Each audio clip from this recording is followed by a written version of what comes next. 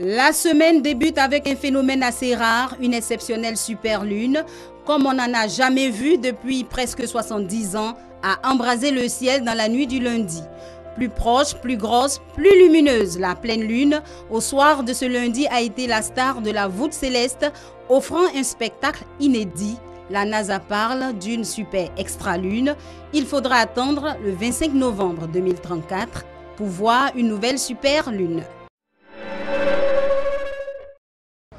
Barack Obama en Grèce mardi dans le cadre de sa tournée d'adieu à l'Europe entamée en début de semaine. Au cours de son ultime périple dans les capitales du vieux continent, le président américain s'est réjoui de la fructueuse collaboration. Il a souhaité la continuité avec son successeur, Donald Trump, qui doit hériter de la Maison-Blanche le 20 janvier prochain. La Russie ne franchira pas le pas de la ratification du statut de Rome de la Cour pénale internationale. Le pays a annoncé le mercredi le retrait de sa signature. Il accuse la Cour de manquer d'indépendance. La Russie rejoint ainsi l'Afrique du Sud, la Gambie et le Burundi sur la liste des pays qui claquent la porte de la CPI. C'est officiel, depuis le jeudi, la RDC a un nouveau Premier ministre. Il s'agit du député Sami Badibanga. Il remplace ainsi Augustin Matata Ponyo qui a démissionné le lundi. Un acte qui s'inscrit dans le cadre de l'accord politique conclu le mois dernier, un accord qui vise à mettre fin à la crise qui secoue le pays, mais qui est rejeté par une partie de l'opposition considérée comme majoritaire. Fin des 5 jours de concertation autour du climat à Marrakech au Maroc.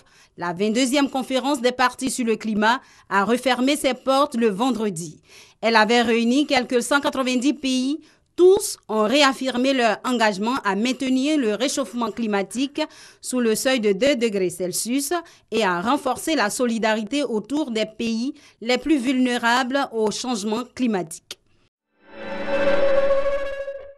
Menacé par un procès, le futur locataire de la Maison-Blanche a trouvé un compromis ce samedi avec les anciens étudiants de son université.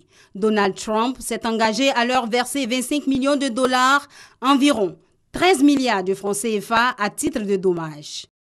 Au nombre de 6 000, ces ex-étudiants estiment avoir été floués sur les formations dispensées à prix d'or par la Trump University, qui n'était pas habilitée à délivrer des diplômes. Après une campagne marquée notamment par 3 débats, l'heure est désormais au verdict pour les candidats de droite. Le premier tour a eu lieu ce dimanche. C'est un vote de grande ampleur. Plus de 10 000 bureaux de vote ouverts, 81 000 bénévoles pour les tenir. À l'issue du vote qui oppose 7 candidats, 2 d'entre eux seront qualifiés pour le deuxième tour dimanche prochain.